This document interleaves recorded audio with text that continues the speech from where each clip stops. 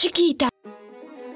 বিশ্বজুড়ে আজ আমরা যে মিষ্টি কলা খাই তার পেছনে লুকিয়ে আছে এক শতাব্দীরও বেশি সময় ধরে চলা কর্পোরেট ক্ষমতা, সাম্রাজ্যবাদী কৌশল আর রক্তাক্ত অধ্যায়ের ইতিহাস।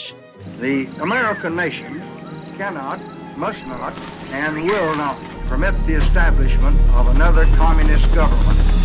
1870-এর দশকে জ্যামাইকা থেকে কলা নিয়ে বোস্টনে এনে প্রায় 10 গুণ মুনাফা করেন লরেঞ্জো ডাউ বেকার। খুব দ্রুতই বোঝা গেল এটি কেবল কোনো ফলের ব্যবসা নয়, বরং পরিবহন শুল্ক আর রাজনৈতিক প্রভাবের খেলাও বটে। সেই সময় মাইনর কিথ নামে এক আমেরিকান উদ্যোক্তা হিসাবটা আরো স্পষ্ট করে ফেলেন। তিনি বুঝলেন কলা সময় মতো বন্দরে পৌঁছাতে না পারলে লাভ উবে যাবে, তাই দরকার রেলপথ। কিথ মধ্য আমেরিকার রাজ্য সরকারগুলোর সঙ্গে চুক্তি করেন, রেল বানিয়ে দেন, বিনিময়ে পান বিশাল জমি, বন্দর ব্যবহারের একচেটিয়া অধিকার, কর ছাড় আর রাজনৈতিক সুবিধা। 1899 সালে কিথের ব্যবসা আর এক প্রতিদ্বন্দ্বীর সঙ্গে একীভূত হয়ে দাঁড়ায় ইউনাইটেড ফ্রুট কোম্পানি, সংক্ষেপে ইউএফসি। ফলের খামার, রেল, বন্দর, গোদাম, বিজ্ঞাপন আর জাহাজ সব এক হাতে ধরে ফেলা এই মডেলকে বলে ভার্টিক্যাল ইন্টিগ্রেশন। ইউএফসির তখন নিজের জাহাজ বহরও ছিল, নাম ছিল গ্রেট হোয়াইট ফ্লিট, যেগুলো ল্যাটিন আমেরিকা থেকে মার্কিন বাজারে কলা পৌঁছে দিত সপ্তাহের হিসেব মেনে। কোম্পানির দাপট এতটাই বেড়ে যায় যে মধ্য আমেরিকার দেশগুলোতে ইউএফসিকে বলা হতো এল পালপো, মানে অক্টোপাস, কারণ এর সুর রেলে, বন্দরে, বিদ্যুতে, জমিতে, এমনকি আইন বানানো পর্যন্ত ছড়িয়েছিল। গুয়েতেমালার মতো দেশে লাখ লাখ একর জমি তাদের নিয়ন্ত্রণে চলে যায়।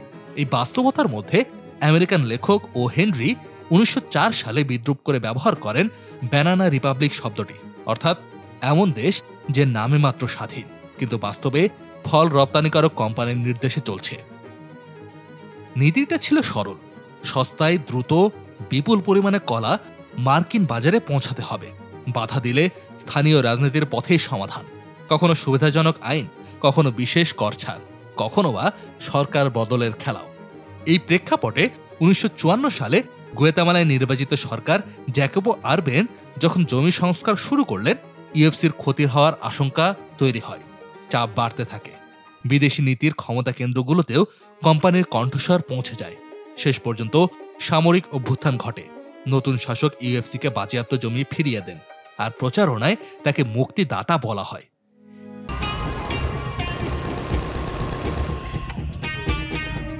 ইউএফসি এর সবচেয়ে অন্ধকার অধ্যায়টি রচিত হয় কলম্বিয়ায়। 1928 সালের দিকে সিনাগা অঞ্চলে কলার বাগানের শ্রমিকদের জীবন ছিল অমানবিক। নগদ বেতনের বদলে কোম্পানির দোকানে খাটে এমন ভাউচার দেওয়া হতো।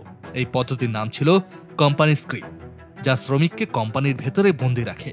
মাছের তেলেই মাছ ভাজা আর কি। ইউএফসির আইনজীবীরা তখন যুক্তি দেখাতে থাকেন যে এরা নাকি অস্থায়ী শ্রমিক, তাই পূর্ণ অধিকার প্রযোজ্য নয়। শ্রমিকরা ধর্মঘটে গেলে ইউএফসি বিষয়টি নিরাপত্তার ভাষায় সাজিয়ে মার্কিন কূটনৈতিক চ্যানেলকে সক্রিয় করে। কলম্বিয়ার সরকারও আশঙ্কায় পড়ে, কারণ কলা রপ্তানি থেমে গেলে অর্থনীতি টালমাটাল হবে। সেনাবাহিনী পাঠানো হলো। 1928 সালে 6 ডিসেম্বর সিনাগা শহরের স্কোয়ারে কয়েক হাজার শ্রমিক জড়ো হলে জেনারেল কোর্তেজ ভার্গাস 5 মিনিটে সরে যাওয়ার নির্দেশ দেন। সময় শেষ হতেই নির্বিচারে গুলি চলে। সরকারের প্রতিবেদনে মৃতের সংখ্যা কমিয়ে দেখালেও তরুণ রাজনীতিক হোর্হে এলিয়াস গায়তান অভিযোগ করেন নিহত 2000-এরও বেশি। পার্লামেন্টে তিনি এই হত্যাকাণ্ডের বিরুদ্ধে ভাষণ দেন, ইউএফসি ও রাষ্ট্রযন্ত্রের যোগসাজশ তুলে ধরেন। এই ঘটনার পর কলম্বিয়ার রাজনীতিতে ক্ষোভ জমতে থাকে এবং 1930 সালের নির্বাচনে ক্ষমতার পালাবদল ঘটে। একটি ফলের ব্যবসা যে কতদূর পর্যন্ত রাষ্ট্রযন্ত্রকে টানতে পারে, সিনাগা সেই নির্মম উদাহরণ। এই হত্যাকাণ্ড ইউএফসির জন্য কৌশল বদলের সূচনা। সরাসরি বাগান মালিকানা রাখা মানে কর্মপরিবেশ, ন্যূনতম মজুরি, ইউনিয়ন এসব নিয়ে অবিরাম ঝুঁকি। তাই কোম্পানি অনেক খামার স্থানীয় চাষিদের কাছে বিক্রি করে দেয়।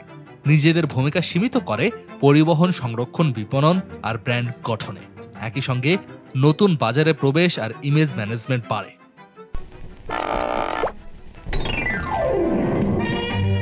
1940-এর দশকে বিজ্ঞাপনে আসে কার্টুন চরিত্র মিস চিকিতা।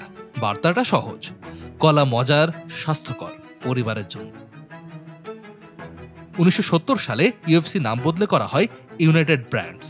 1984 সালে বর্তমান নাম চিকিতা ব্র্যান্ডস ইন্টারন্যাশনাল। নাম পাল্টালে কি ইতিহাস বদলে যায়?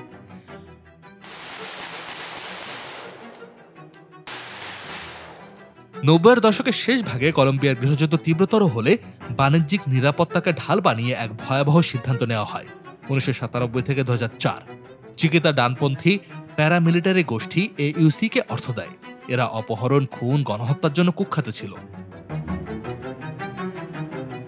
2007 সালে যুক্তরাষ্ট্রের বিচার বিভাগীয় প্রক্রিয়ায় চিকিতা সন্ত্রাসী গোষ্ঠীর সঙ্গে লেনদেনের কথা স্বীকার করে এবং $25 মিলিয়ন জরিমানা দিতে রাজি হয়। কোম্পানি যুক্তি দেয় এটি নাকি জবরদস্তিমূলক এবং কর্মীদের নিরাপত্তার জন্য অপরিহার্য ছিল। কিন্তু প্রশ্নটা এখানেই শেষ হয়নি।